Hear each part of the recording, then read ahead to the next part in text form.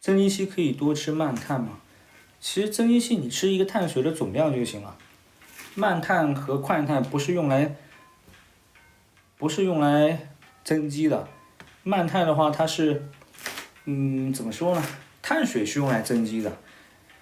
慢碳和快碳它都是碳水，它都是碳水化合物。多吃慢碳的话，看你的如果你想正常米饭就够用了呀。你吃慢碳的话，其实你想用来做什么？想做什么？一般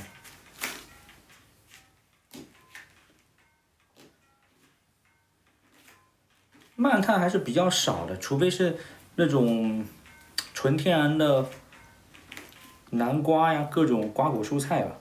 一般米饭也够用了。慢碳主要是饱腹感，饱腹感不是来自你碳水的，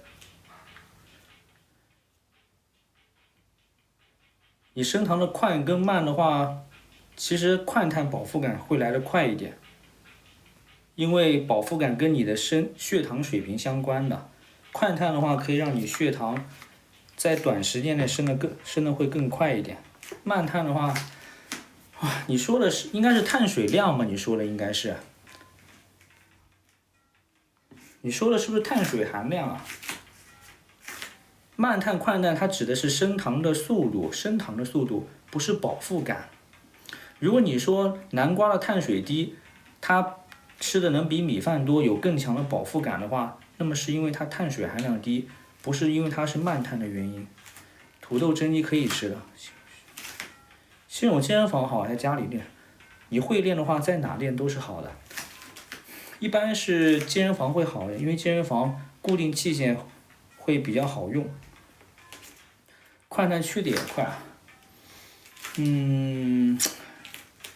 是的，快碳去的也快。其实你正常吃就可以了，其实就正常吃。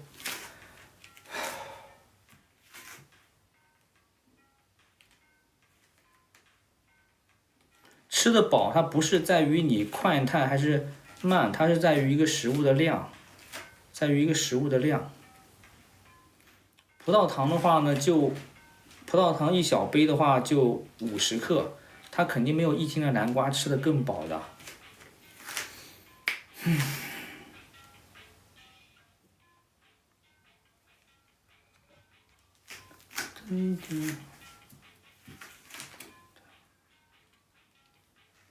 身后器械的话是1600。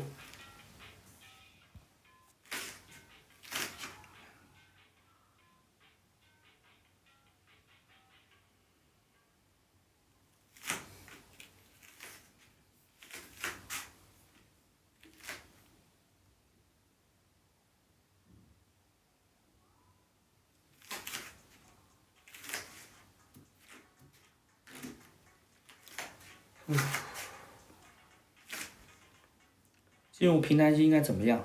对症下药啊，看一下是什么原因到达平台期的呀。正常是不会有平台期的，正常新手。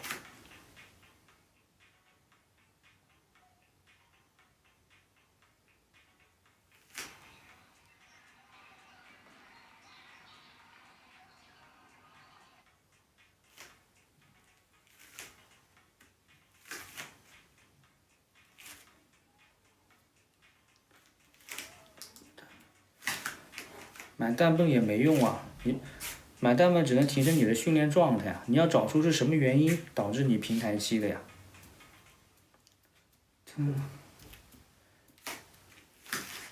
如果你车子没油了，发动不了，你去更换电瓶也没用啊，因为你车子发动不了，最本质的原因是燃油耗尽了嘛。你手机开不了电，最本质的原因是电量0%了。这个时候你去更换什么主板呀，更换屏幕都没有用啊，因为你手机开不了电，最主要的原因是电池没有电了。你直接充电就解决问题了。和你平台期一样的，是什么原因导致你平台期？是碳水吃的不够呢，还是说你疲劳管理没做好，还是说没有渐进负荷，还是说增肌没有足够的大的肌线张力，还是说你动作的问题？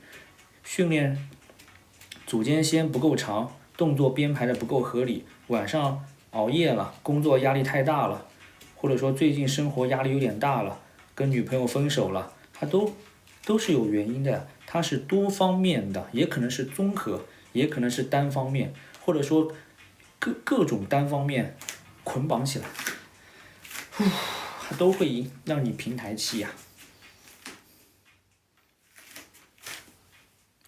你现在体脂大概多少？你体脂不用看了，没变化多少，25、30吧，25、30起步，25、30起步。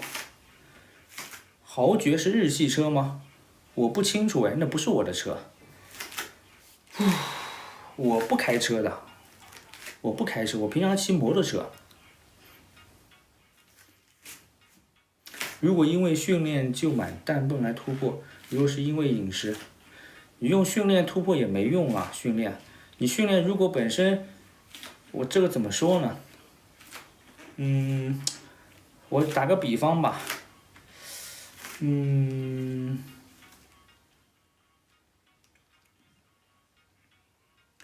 就是你的手机老是手电筒一直亮着的，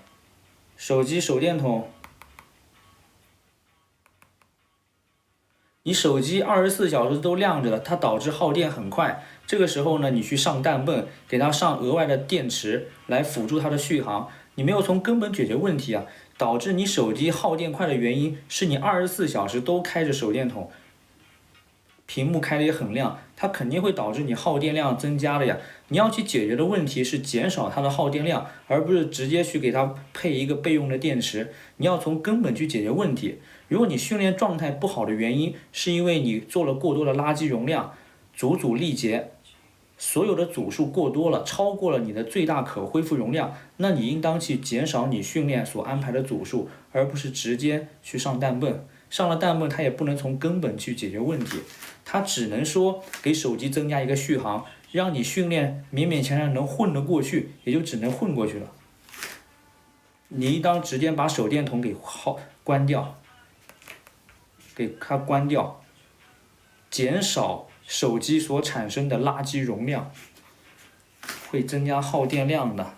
人也是一块手机电池，当你们组数多了，组力竭了，就相当于屏幕开高亮，后台各种应用一直在那 K 歌的，那耗电量上去，你人也疲劳呀，对不对？也容易到瓶颈啊。不是豪爵铃木吗？哦，你说的是摩托车啊。GS 豪爵铃木 GS-5，我不清楚是不是日系车呀，我不清楚啊。我只知道是摩托车，其他我不清楚。腰斩呀，腰斩练不了的，腰斩是天生的。H 型腰，你先减脂吧 ，H 型腰。先去做减脂，能卧推多少？我不做卧推了，现在。我不做卧推了，之前的话是135。卧推好久没冲重量了，从9月初我就不推了。9月初，我现在在练双杠臂屈伸，双杠臂屈伸可以突破臂围。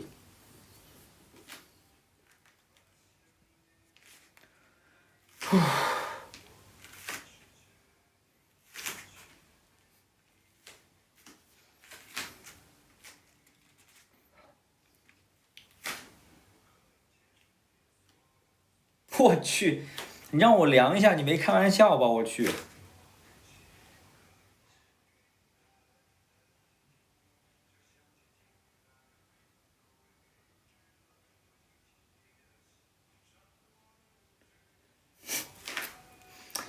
这个狡猾的人，太狡猾了。我不清楚我的臂围是多少，我也不会去量的，我不会去量。这东西你帮我量吧，你帮我量臂围。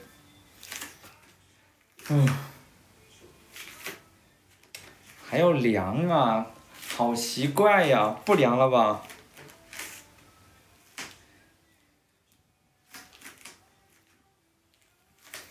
虚了吧？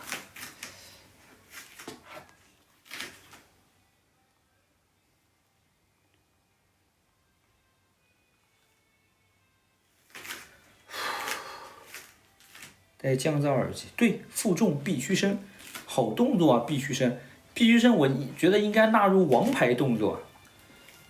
必须伸对于那种想提升肱三头的以及三角肌前束的，我去，王牌动作呀！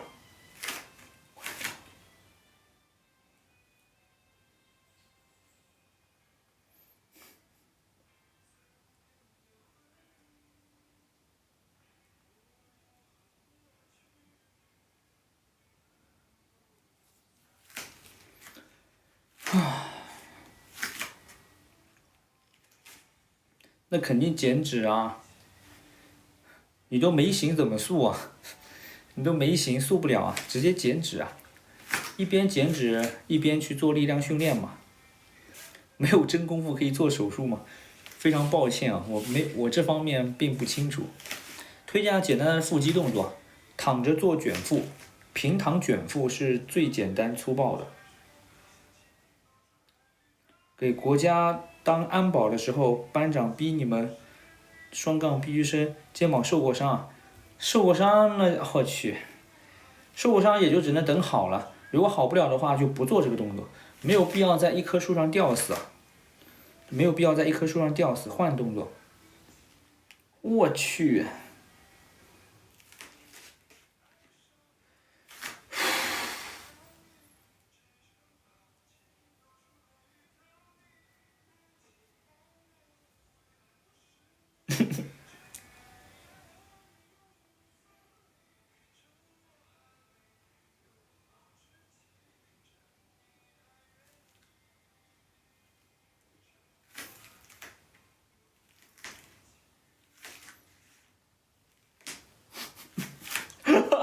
我真的要打死你！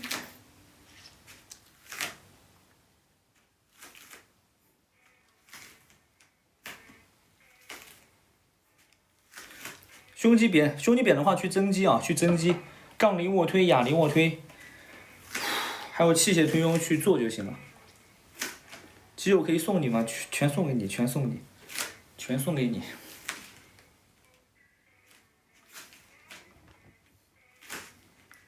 全部都送给你了。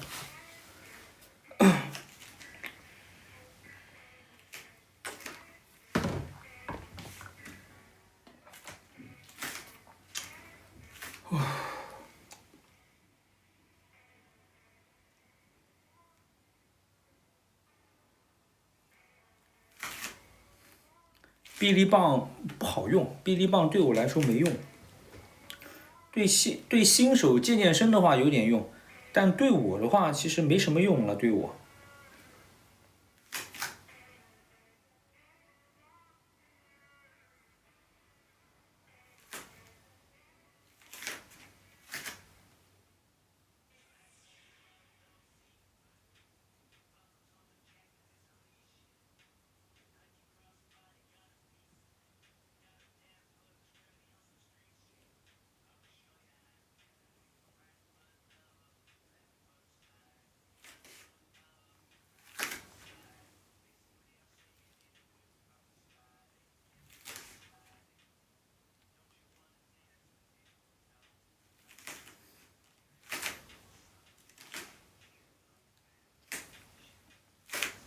高位下拉、坐姿划船、器械正手、杠铃花、反手杠，肯定够了呀！你这个已经很多了，你这个又不练健美，你就健个身而已，1000%够了呀。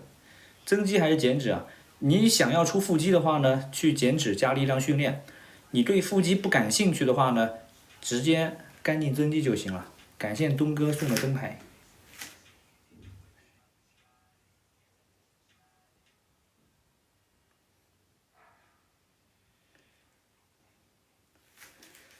主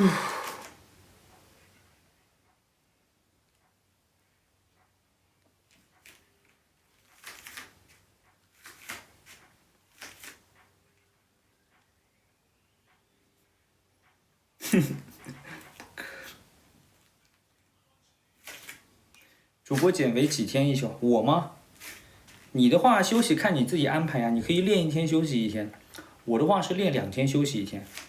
今天这么肿啊？不可能吧？怎么不肿啊？就吃了个鸭腿饭，吃个鸭腿饭也不肿啊？下午吃了个，中午吃了个沙县的面，晚上就吃了个鸭腿饭，加了点辣椒，不肿啊？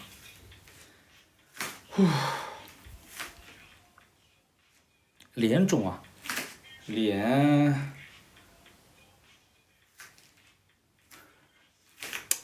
不清楚。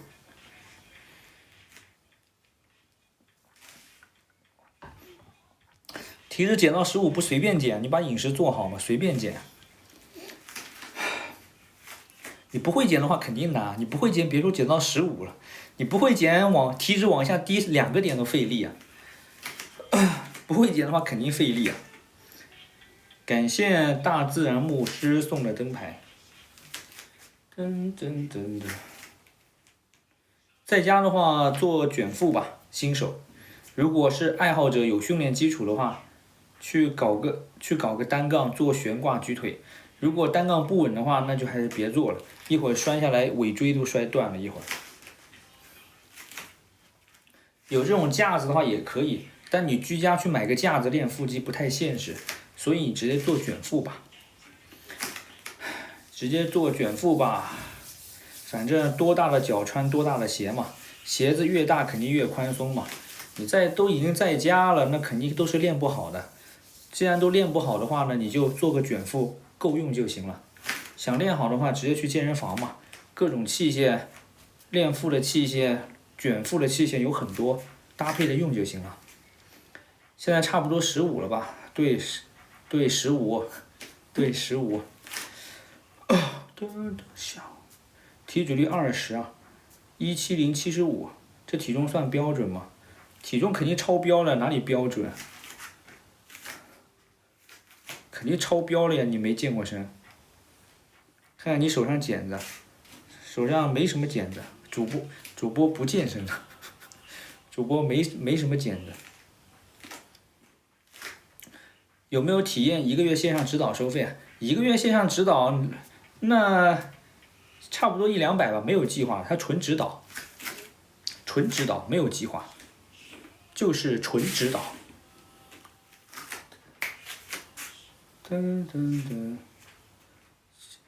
200我会考虑，100我是直接不考虑了。100的话我直接不，因为我不差100块钱，你要明白，我差的是我指导你1个月的时间，我不缺这100块钱呢，肯定不缺呀。你200多的话我可以考虑一下，如果你是亲戚朋友的话呢，我就免费带你了。如果我跟你不熟的话呢，那看你能不能用200多以上打动我。反正100多我是不会心动的，一般我就不会缺这1个月的指导时间，因为我会员其实有半饱和状态吧，半饱和状态。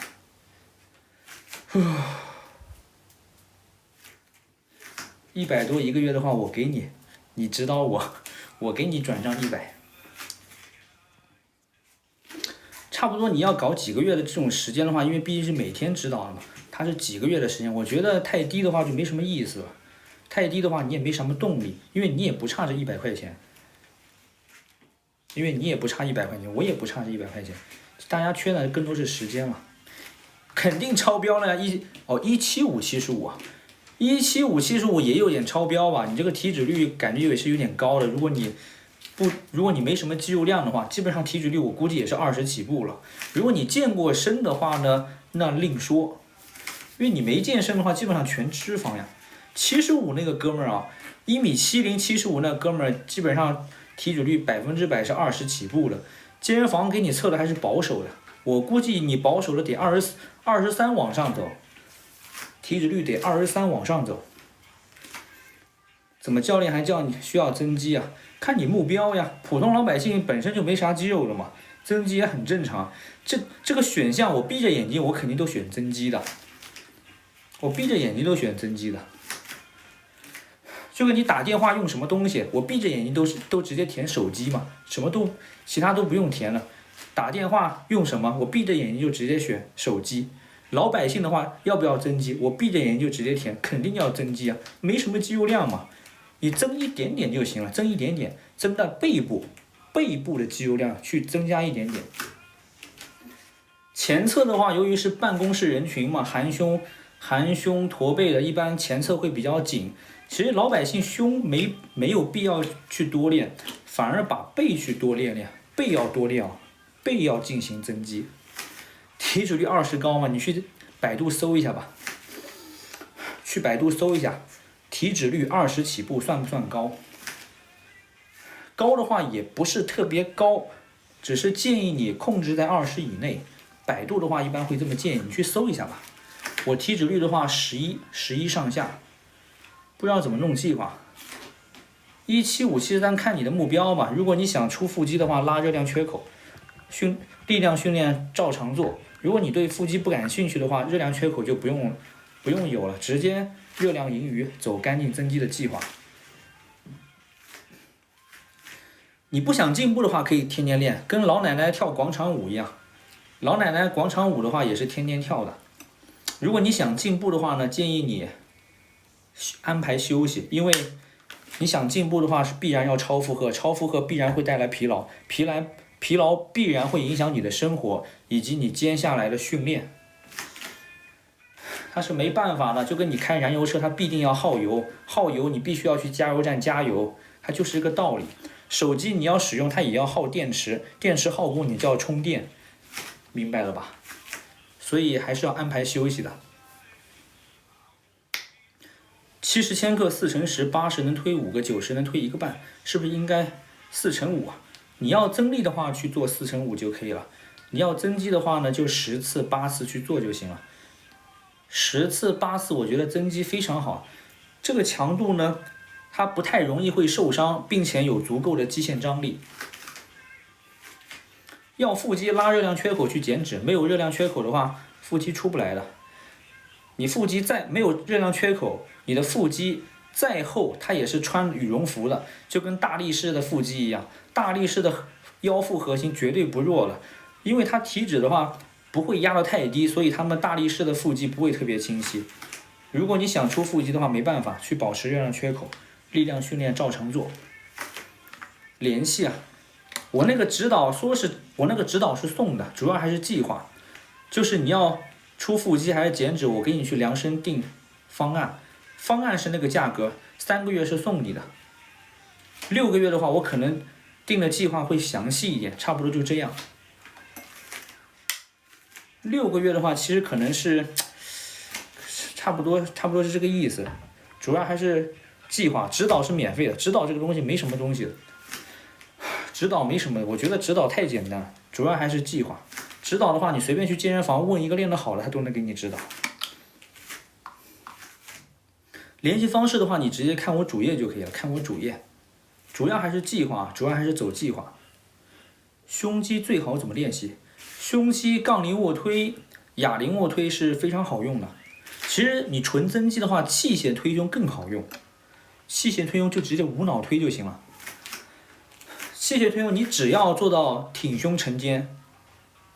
微收点肩胛骨，基本上就无脑推了，跟着它轨迹去走就行了，它是最简单粗暴的。3个月的指导，你直接主页看一下，那个主页是我本人，去看一下就行了。然后作品案例的话，在以前历史有，因为太多雷同了，我就不发了，我还是等他们剪干那个再发吧。近期作品都懒得发了，跟我一起练，你跟我一起练，我们训练计划不一样呀。我们训练计划不一样呀，我一般是做双杠臂屈伸，现在推胸不做了，然后做器械推肩，然后第2天的话，我是背跟腿一块练的，我们计划不一样呀。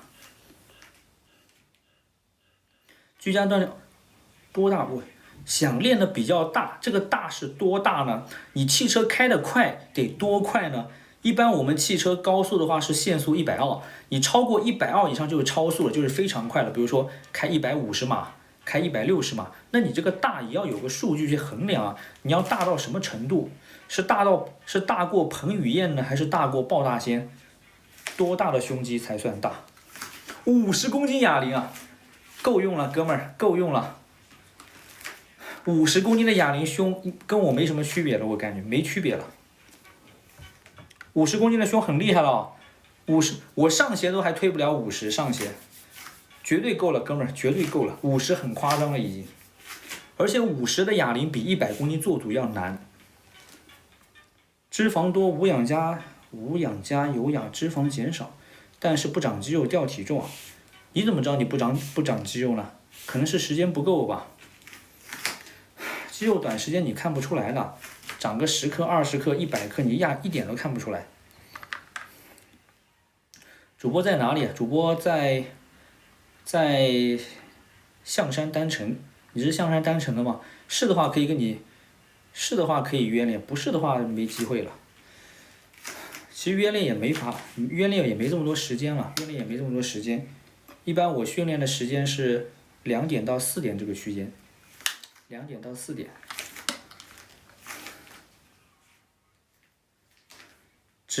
只想练薄肌，多大重量合适啊？薄肌的话，如果身高1.8米以下的，哑铃推胸30公斤以内就够了，30公斤以上，30公斤以内就够用了。再重的话呢，就练的比薄肌要大了。肩胛骨异响的话，你还是去问康复教练吧，让他给你做一个评估。运动康复的都可以，去问医生也可以。去问医生，医生的话一般接触的比较多，也相对来说会专业一点。跟异响方面啊，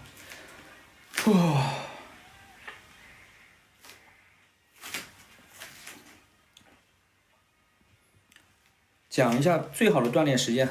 最好的锻炼时间看人的。你问这个问题就是问最好的抽烟时间。我问你抽烟最好的时间在什么时候？当你明白我这个问题的时候，你这个问题你自己就知道了。单手30就够用了。单手60的话，单手60，有的人一辈子都推不了，肯定不是单手60啊。夹胸70公斤算入门吗？夹胸70公斤得看你那个有没有动滑轮啊，有动滑轮的话减半嘛，总重就是35千克了。动滑轮一半的力是被绳索吃掉了。如果你那个夹胸没有动滑轮的话，70公斤你也夹不动。如果你没有动滑轮，夹胸能70做组，那你卧推也是100公斤做组的水平，所以肯定是35千克了。你35千克夹胸的话，卧推基本上也是50-60做组，差不多了。杠铃卧推啊，50-60做组，然后哑铃推胸的话，差不多是25上下做组，25千克，基本上是这么一个水平。躺着推啊。吃完饭是最佳时间吗？看你的状态。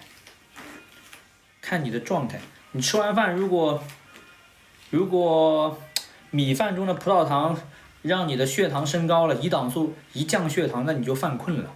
就你吃完饭1个多小时之后，饭吃多了，马上就有种那种昏昏欲睡的感觉有点上来了，那种状态你去训练啊，那肯定就是不太行了已经。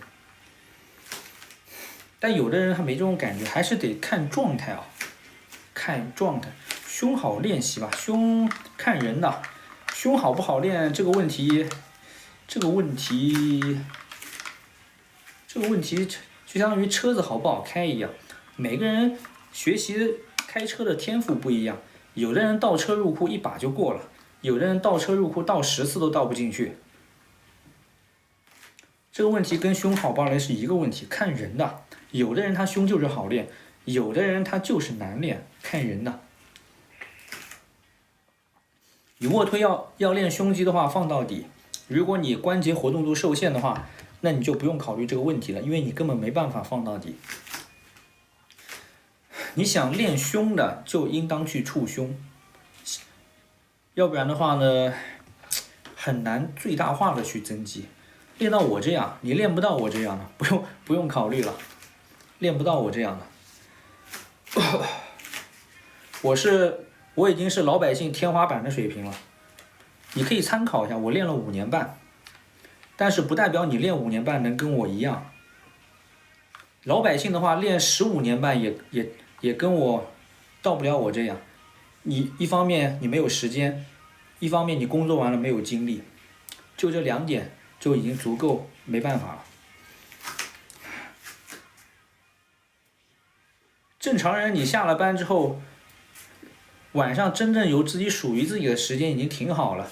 有属于自己的时间，你还得是有状态的，你不能因为一天工作的疲劳值累计导致你不想练了，或者说你生病了、感冒了，那你是根本就完全就不想练，当天就直接荒废了，这个阶段就荒废了。荒废之后它会退步，你之前所积累的一个小循环就失掉了，就失去了。就跟你好不容易存了5万块的积蓄，突然一下你把老奶奶给撞倒了，那倒好了，又是搞那样，又是搞那样，5万块直接就没了。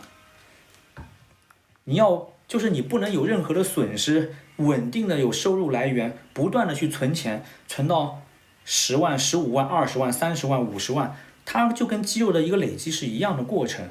你不能有任何的闪失，你不能把人去不小心撞倒，你不能受伤，你才有可能练到我这样，很困难的。你得5年半都不受过1次伤，我1次伤都没受过，也算运气比较好，真的很难的，真的很难的。它不是半年，它是5年半呀，5年半如一日的去练。国产或者欧美是什么东西啊？国产，欧美，说的是这个吗？这个是国产，这个是国行的，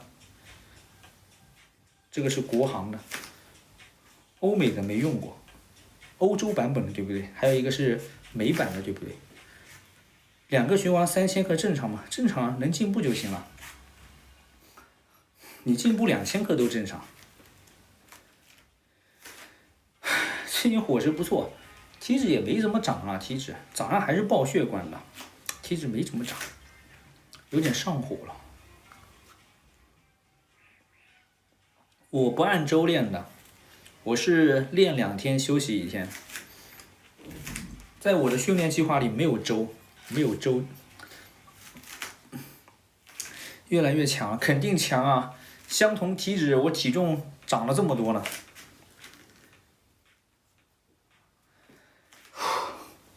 我下腹还是爆血管的，其实没必要展示了，反正你们线下跟我合拍，你们就知道了。你们线下跟我合拍一下就知道了。去年的话，去年搞个直播还要去做俯卧撑充血，我去，还挺怀念那段时光的。去年暑假的话，去年暑假我说的是76千克。现在我是81、82，去年暑假我都跟你们说我是76的，已经长了5、6、7，就1年多的时间长了这么多，进步是真的快。这1年多，卧推去年从100做组，从卧推从95做组进步到110做组。它进步是非常的大，然后双杠负重引体向上的话，从去年的45进步到今年的65，它1年进步非常大，到65做组，就整个肌线张力就直接翻了20公斤。其实今年卧推能115做组，115， 20公斤，推力长了20，拉力长了20。这对一个老手来说已经很不错了。再这样下去，我估计2、3年能到橙子的水平。卧推，看看能不能接近160了。卧推，哑铃不太会用，连肩成杠铃推胸行吗？肯定可以啊。我体脂11，5年下来都不是近期开始练2休1的。练2休1非常适合我，非常适合我个人。之前我都是练3休2，在以前呢是练3休1，练3休1的话，我恢复不过来。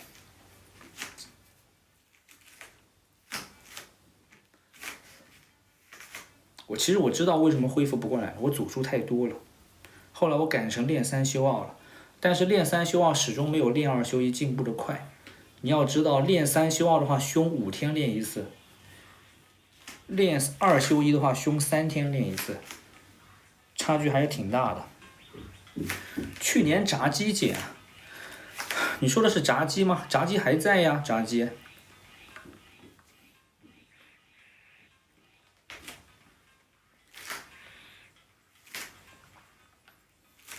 你说的是那个管理员吗？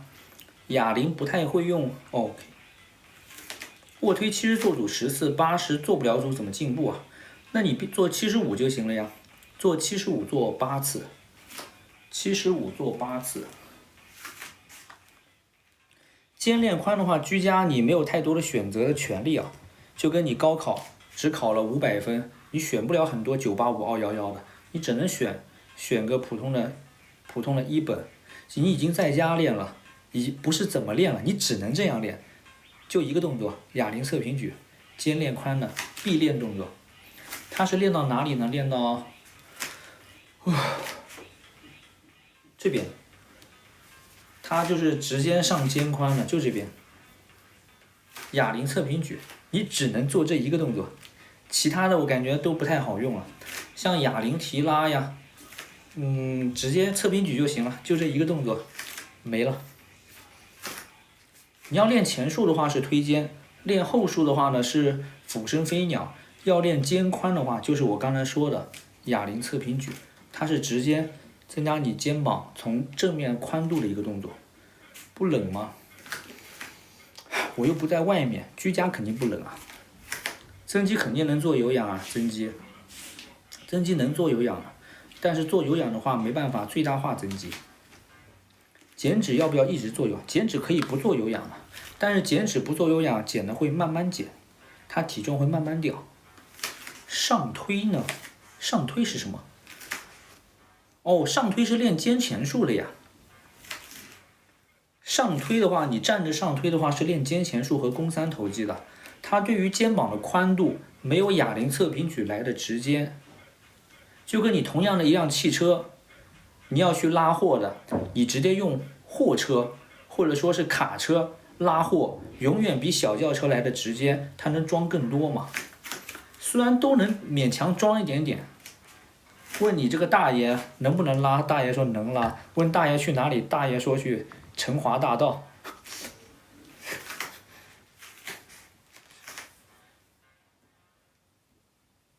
忘记了那个梗。哑铃侧平举做10到15次吧，新手。动作不会的话呢，做15到20次学动作。动作学会了，直接就上10次到15次这个区间就行了。10次到15次这个区间。减脂肯定会掉肌肉啊，100%会掉嘛。但是你肌肉掉了没关系啊，它会长回来的，会长回来的。减脂掉肌肉这个问题就相当于你用手机看爆拉纤的直播会不会掉电量一样，你电量掉了没关系的，你电量从71%掉到69%，你可以充电呀，对不对？就解决问题了。你只有掉了会掉吗？100%会掉，掉了有关系吗？没关系啊，你可以通过吃肉啊，各种豆类的植物蛋白呀，通过蛋白质的营养补充，它会长回来的，会长回来的。但是营养补充如果少了，就意味着热量缺口拉得大了。当这个热量缺口拉得大了，你就补不回来了。比如说你的手机电量1%了，你又是开手电筒，又是看我直播，然后又是后台很多程序的，但是你用一个非常慢的一个慢充，很老的以前数据圈，手机电都快充不进的那种，那基本上马上就关机了。如果你这个是快充，哪怕你是在看我直播的，电量也是1%、2%、3%慢慢涨上去的，慢慢涨的。言外之意就是说，你减脂期肌肉掉了没关系，蛋白质多吃一点，多吃呢它可以长回来。如果你不多吃的话，它绝对整体要掉了。皮质醇怎么解决？你要对症下药啊。皮质醇是什么原因产生的，去规避这个原因就可以了。比如说你手机坏了，对症下药，是什么坏了？是主板坏了，还是屏幕坏了，还是电池坏了，还是充电口充不进去了，导致你开不了机？如果手机开不了机的原因是屏幕直接坏了，那你换个国产屏就能用了呀。如果手机开不了机是你主板坏了，那你去更换一下主板就能用了呀。如果手机开不了机是因为你的插座底座坏了，导致充不进电，那你换个尾插就行了呀。对症下药，皮质醇怎么产生，怎么解决？思路告诉你了，思路。如果皮质醇是你训练过程中糖原过低了，导致皮质醇上升，皮质醇它是有升糖的功能的，它是有升血糖的功能。怎么升糖呢？去拆你的肌肉，分离出蛋白质，可能是拆成氨基酸，氨基酸之后呢，去掉氨基，变成碳骨架去燃烧供能了。可能会糖液生成一部分的葡萄糖来燃烧供能，维持你接下来的力量训练。这种情况一般出现在那跑马拉松，或者说是打那种有氧耐力骑车那种会比较常见，它会去分解你的肌肉。正常力量训练的话不容易的，也就练那么一会儿就解决了，糖原完全够用的，除非你瞎搞啊，练么2个小时那种的。正常来说皮质醇不会爆表的，正常来说。除非你瞎练，咖啡肯定有用啊。黑咖啡的话，里面有咖啡因嘛，咖啡因可以直接提升你神经中枢的亢奋，它也有一点点止痛的作用。这也是为什么很多的感冒药，它加入咖啡因，给你缓解一点头疼。咖啡因它可以暂时有点抑制你肌肉的酸痛，比如说你平常做15次，肌肉很酸痛了，那你可能用了咖啡因之后，这种酸痛感有所降低。那你可以做16次，你做16次的效果就是要比15次更好，那么它是有利于增肌的。或者说你平常不怎么兴奋，神经目肌肌肉没有特别强的，只能推个80千克，那你喝了咖啡因比较兴奋了，你有可能能82.5做足了，它是会直接就影响你的运动表现。运动表现提高了之后呢，它是能间接帮助你增肌的，它不是直接是间接帮助你。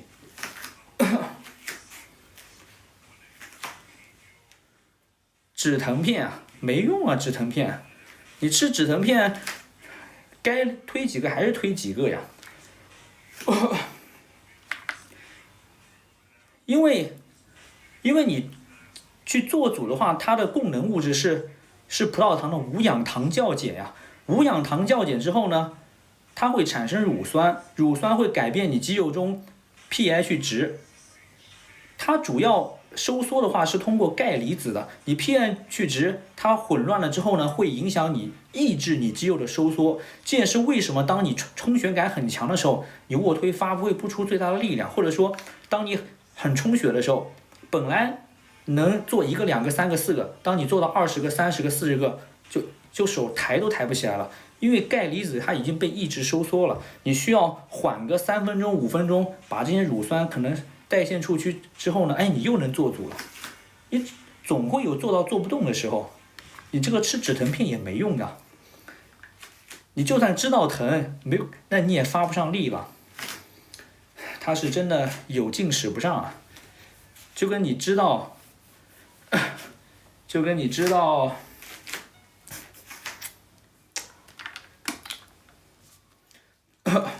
你知道终点马拉松的终点就在前方，可是你的腿就是抬不起来了。黑咖啡早上好像练前喝，那看你用来干嘛呀？看你用在训练的话，肯定要训练前喝呀。但是如果你训练前已经是晚上了，那就没必要喝了，因为你要分得清大小王。睡眠永远比你的训练更重要，你都睡不好了，就没有心思去训练了。咖啡因晚上喝，它必然会影响你的睡眠质量，睡眠质量影响了，会影响你第2天的工作质量，你工作都受影响了，那就不好说了。工作还是很重要的，工作。晚上不能喝咖啡，早上可以喝。早上你提神的话喝也没关系，但是晚上训练的话就不要喝了。左胸大右胸小怎么纠正啊？如果你真的是出现这种情况的话呢，你可以专项去练小的胸，大的胸就暂时不练了，如果你去靠卧推其他解决的话呢，你左胸始终会比右胸同时进步嘛，你赶超不了它。就跟你要去追赶前面的车，前面车速是80码，你开75码，你会被慢慢的拉后。他开80码，你也开80码，你们是齐头并进。你想超过他，你只能一脚油门上，把速度拉到90，这样才能超过他。如果你左胸跟右胸同时练，那就是大家都开80码，左胸速度提到85，右胸也提到85，他们1个月后还是左胸大右胸小。你要么就是让左胸大的胸速度慢下来，去等一等右胸，明白了吧？让他去赶超上去，最终齐头并进。不能同时练啊，同时练的话，两个都会进步的，都进步就没有什么意义了。但是正常人都是一起练的，我觉得很难会出现这种大小胸的问题，很难会出现大小胸，有可能是你看错了，有可能。最好你去真的有问题，最好去找康复教练嘛，差不多康复相对来说会贵一点，康复差不多400-500一节课嘛，1个小时，你可以去找专业的教练带你练一段时间嘛，一节课1个小时也没用，要练的话练2-3个月吧，2-3个月差不多了，基本上也能改善了。一般来说，康复那种教练还是专门搞这个是比较专业的，他一般就是专门处理各种体态问题。下胸不明显就增肌啊，增肌就可以了，直接去增肌就行了，平板杠铃卧推就够用了。肩膀肉量一直长不起来，谁跟你说像我一样？我肩膀比去年大了1圈呢，哥们儿，我肩膀比去年大了整整1圈呢。我是之前没有练肩膀，我之前以为我已经练不大了，我都已经放弃练肩膀了。我是直接去练卧推了，卧推从100公斤直接推到130了，我是直接去练卧推了，我就不打算增肌了。肩膀练不起来的话，去提升做主重量，给它带来更大的肌线张力。我可以明确告诉你啊，你哑铃25公斤做20个，绝对比你5公斤哑铃做20个要大。肩膀小重量多次数嘛，小重量的话一般用20千克或者25千克哑铃，30千克也行，去做20次，它绝对能练大的。你练不大，主要是你用2.5做20次没啥用啊，5千克做20次也练不大，你用20千克、25千克或者30去做20次，绝对大，绝对大的。这个区间已经很大了，这个极限张力。本身肩膀它是一个单关节，它是一个费力杠杆，它动力臂就这么短，阻力臂有这么长，它相当于用一个非常小的支点去把你这个翘起来，去给它翘，它是非常费力的杠杆啊。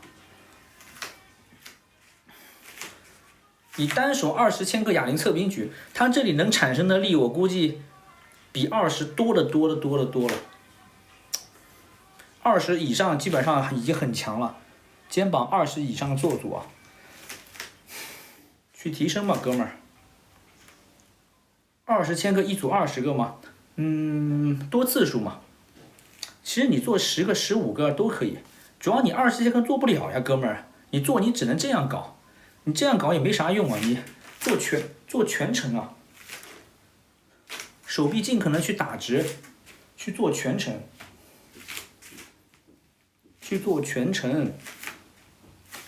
一边12.5练不大的哥们儿，练不大的，你想练大，高手他都是20起步的，用20以下他也是做递减，做非常控制的那种，基本上稍微带点力的都是20起步的。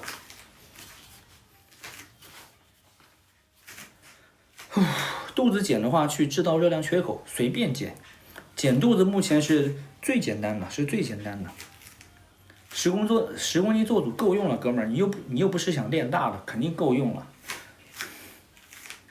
老百姓10公斤做组就已经有点肩膀了，正常7.5做组啊就已经有点训练痕迹了，但是不多，就是看过他就是练过，一看就知道。没有练过的人，他连5公斤做侧边举他都费力的，都费力，两边20长不了了。长不了的话，这个问题就回归到增力的问题了，就是如何去增加力量嘛。因为你的目标是突破20千克做组嘛，突破做组可以归结为怎么去突破力量。大腿瘦的话去做减脂就行了。快速增肌的话呢，把手机关掉，晚安入睡，早点睡觉，快速增肌。10点多差不多已经可以开始睡觉了，早睡早起嘛，快速增，晚安，早点睡觉。快速增肌没办法了，哥们儿，只能你早点睡觉，早点睡觉。大小圆要拉最宽，拉最宽容易受伤，我觉得你没有必要为了那么一点点极致的发力感去把自己陷入受伤的边缘。碳循环肯定可以减脂啊，100%可以啊，不可以的话他们运动员怎么减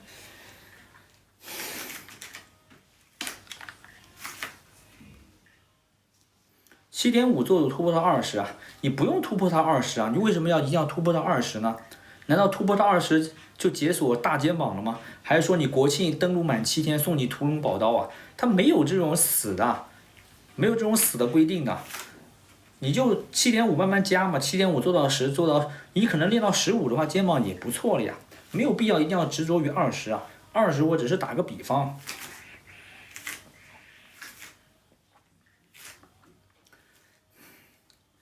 7.5做组突破到20的话，肯定是按年起步的，好多年呢。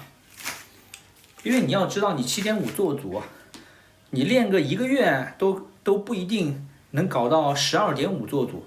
你从7.5进步到10千克，动作在完全没有整齐划一的情况下，已经很难长。本身肩膀就这么点肉嘛。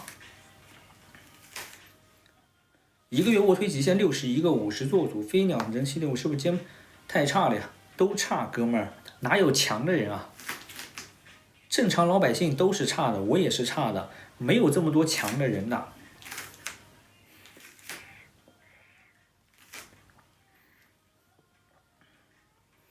高位下拉练的都是背阔，1.5倍肩宽嘛，不用太宽，差不多这种握距就行了，这种握距它就已经能带到了，它就已经能带到了，就这边嘛。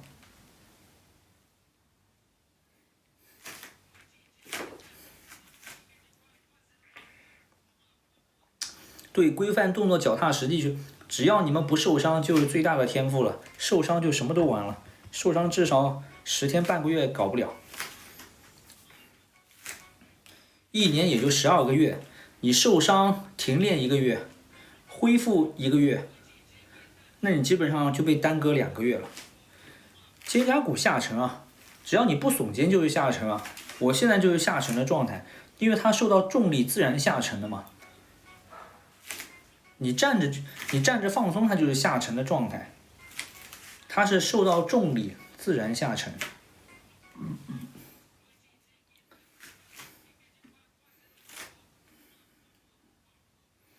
腋下小平方，因为你肌肉量不够呀，哥们儿，要有足够的肌肉量才可以。背上不长肉的话，去增肌，这个问题归结于怎么增肌，如何增肌，就增肌的问题。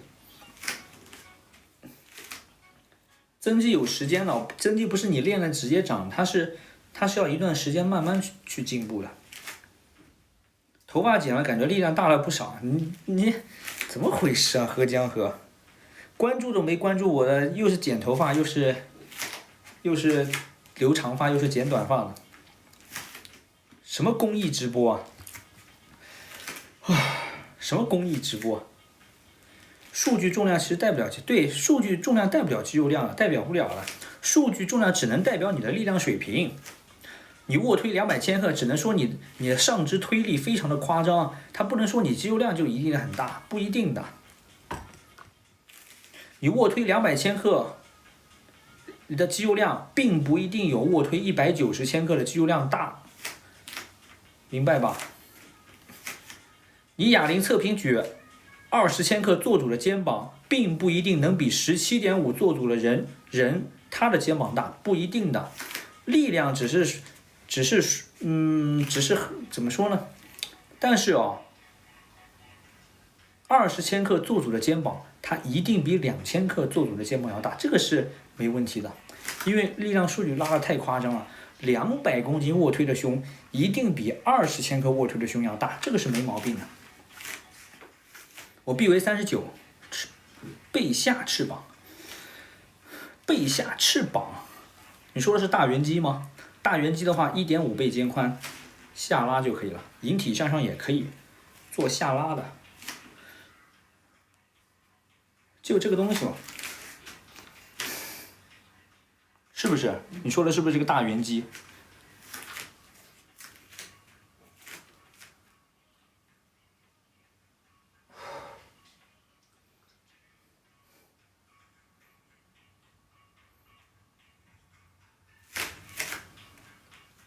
大圆肌这个怎么练？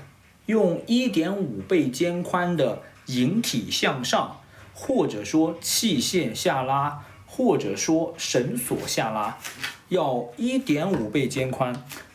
1倍肩宽的话呢，一般备货会比较多。1.5倍肩宽，这种宽度。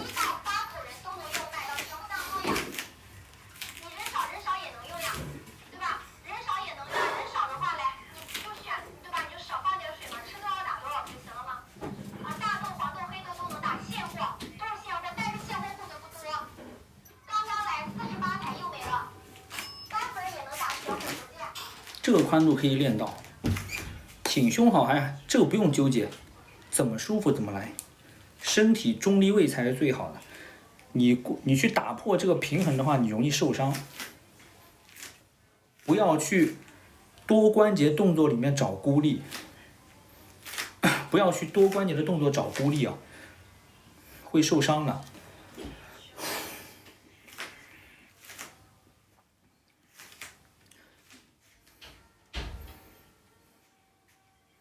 挺胸含胸怎么舒服怎么来就可以了。大镰刀器械练背那肯定好那个器械它好在哪里呢？正常它是这样收，大镰刀它是往里还能收，我这里就直接挤爆了呀，这里就正常它是这样子的，但是大镰刀它还能往里做一个肘关节的内收，它这样。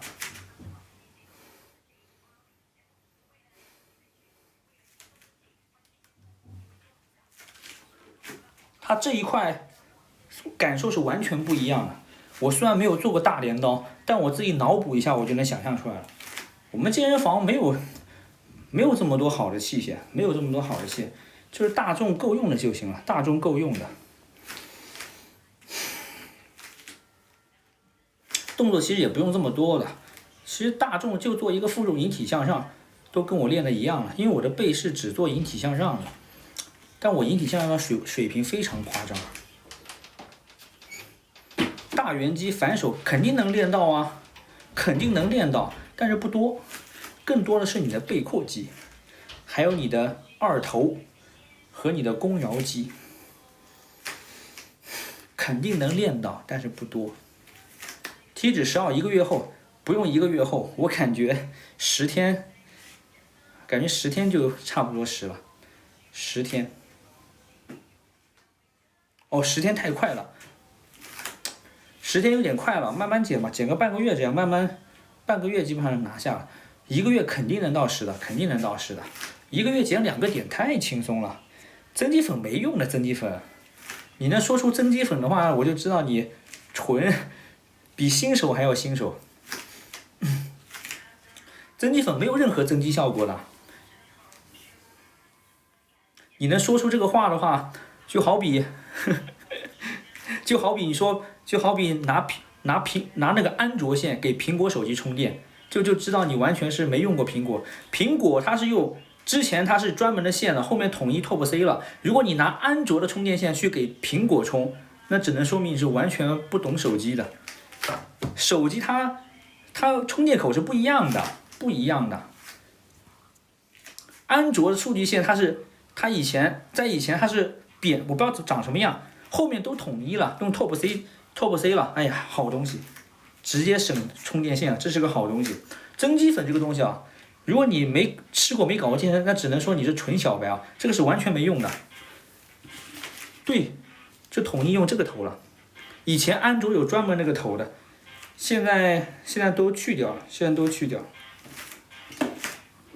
尿酸升的话去找医生，这个去找专业的医生。增肌粉我的评价是，不如训练中喝葡萄糖。床上做倒蹬能减脂吗？没有用，没有减脂效果。增肌粉就是米糊，还是不一样的。增肌粉的话，它加入了少量的蛋白质；米糊的话，它基本上是纯碳水，基本上腹部肥肉的话，去拉热量缺口减就行了。老百姓的话呢，就是少吃多练。外喷很多体都上不去的话，去热量盈余就行了。长体重需要热量盈余的，或者说只有热量足够充足的情况下呢，体重才能慢慢上去。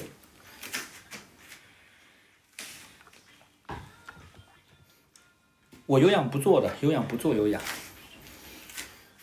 做有氧会累的呀，不想做有氧。脂包肌就是不会减脂嘛，或者说不想减脂嘛，就有两种情况嘛。一种是会减脂的话，他能减下去；他不想减脂的话，就是保持现状嘛。要么他就是不想减脂，要么他就是保持现状嘛。脂包肌它就是这样的，就是体脂高一点而已。教几个后束动作不用几个，就一个就行了。直接去搜索蝴蝶肌反向飞鸟，这个是新手最简单的动作了。蝴蝶肌反向飞鸟，就你看一下就会做了。我是脂包肌吗？对，我是脂包肌。脚背引体能做多少？我没做过脚背引体，不搞这个。优质的热量有什么可以增体重啊？馒头、坚果、橄榄油也挺好用的。橄榄油，特级初榨橄榄油的话，富含丰富的维生素 K， 它是可以直接生喝的。橄榄油的话，它有丰富的单不饱和以及饱和脂肪，非常适合睾酮，作为睾酮的原材料，可以促睾。练背引体多少个几组啊？练背引体的话，增肌吗？增肌的话8到10个，做4组就够了，做4组。如果你没有其他动作的话，你就做5组，或者说5到6组一个动作就可以完全够了。晚上练后要补充碳水吗？增肌的话可以补充，因为增肌补充碳水的话可以最大化增肌。吃米饭会长肥肉吗？吃米饭一般不会长肥肉，如果你米饭吃的过多了，一次吃个4碗饭或者5碗饭，那可能过剩了它会长肥肉。通常米饭是不长肥肉的。吃脂肪会直接长肥肉，比如那种五花肉，或者说吃那种五花肉，各种的奶油、烤鸭的皮，那种会直接长肥肉。来成都试试，我直接给那个成都2个大嘴巴子。我是练摔跤的，我之前。你要小心点哦，基本上2秒就能把你放倒不勒晕过去了，只要2秒钟。你要跟我1对1地上肉搏吗？其实一般不会把你弄伤了，差不多5秒内肯定晕过去。就是轻轻的放倒，来成都。你不信啊？哎呀，你就直接躺地上了，就是躺地上有点危险，要是醒不过来了，我还要负担责任呢。一般不会受伤，他就是晕过去，一般不会造成实质性的伤害。练神也没用啊，还舔裤衩。你跟我1对1，你没有胜算的。你跟我1对1没有胜算的。勒晕过去干嘛？拖马桶里啊，直接拖到马桶里去了。太瘦了怎么办？去增肌。太瘦了去增肌就行了。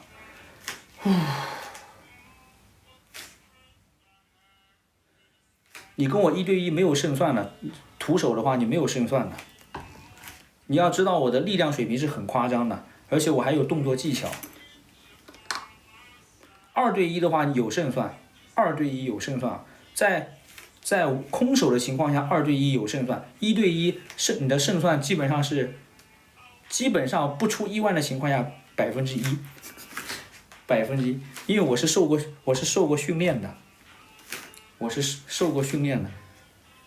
不用裸脚就直接我的绝对力量直接压制你就行了，直接就勒晕过去了，直接拖到地面了。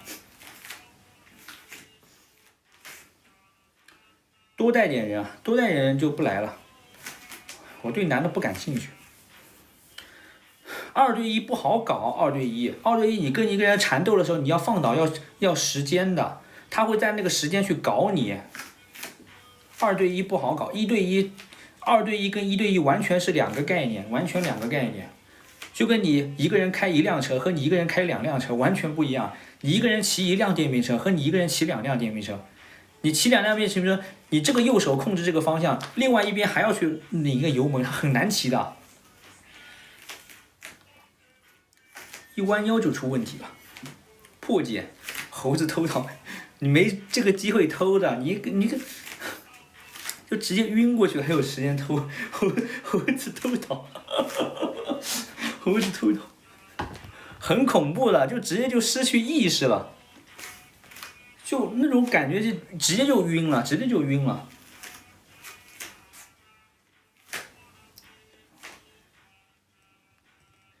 你可以找个那种摔跤的去体验一下，就是慢慢的，就是他在你后面，去做好一个卡好一个位置，就慢慢的感受一下，这就正常的你2秒钟啊，放掉之后，就一股眩晕感就已经开始了，很夸张的，正常是直接晕过去的。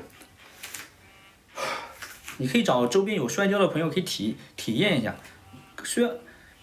慢慢搞，别真的勒晕过去了。2对1搞不了的，2个人的话都说了，2个人左一个右一个搞你很麻烦的。2个人有配合的话呢，很难说；没配合的话，那其实也是一个一个弄了，一个一个。减脂其实不需要有氧。有氧的话呢，可以让减脂减得更快。没有有氧，无非就是减得慢一点而已。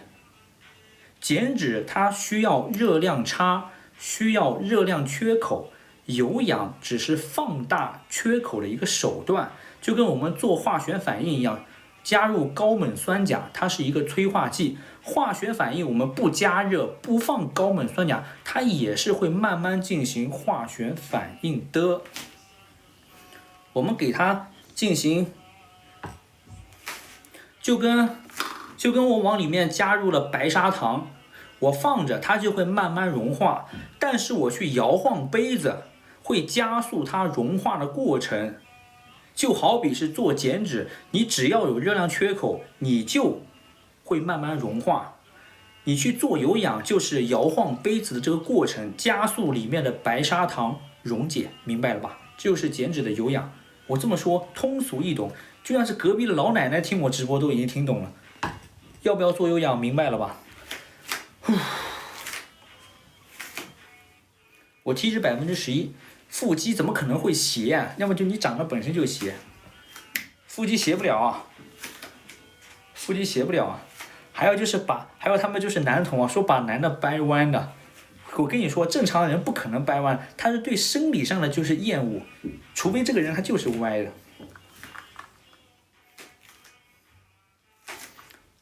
你要想啊，你一个男的跟男的生殖器官接触，他是生理上的厌恶，就是生理上的就是感觉到恶心的，这种他是刻在基因里的，他是不可能去进行改变的。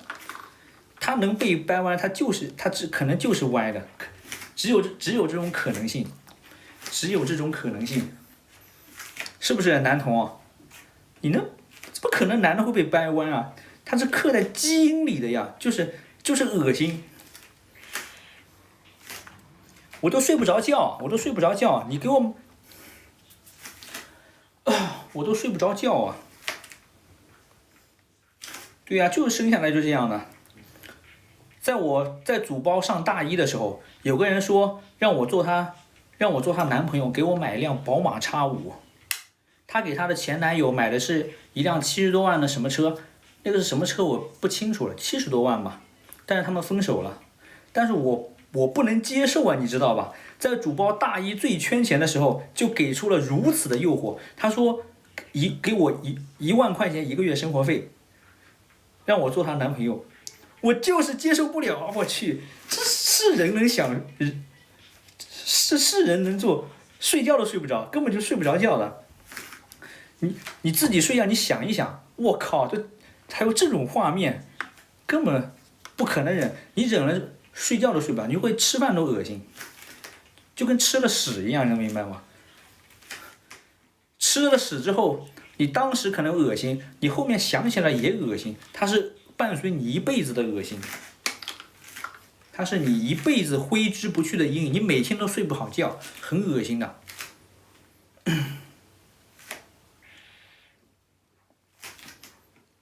联系方式公开，好几个呀，你要哪一个呀？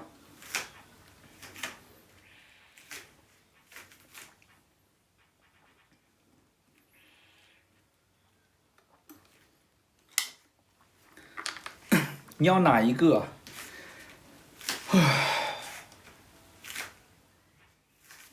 好，差不多了，10点半了，然后明天9点多再说吧，拜拜。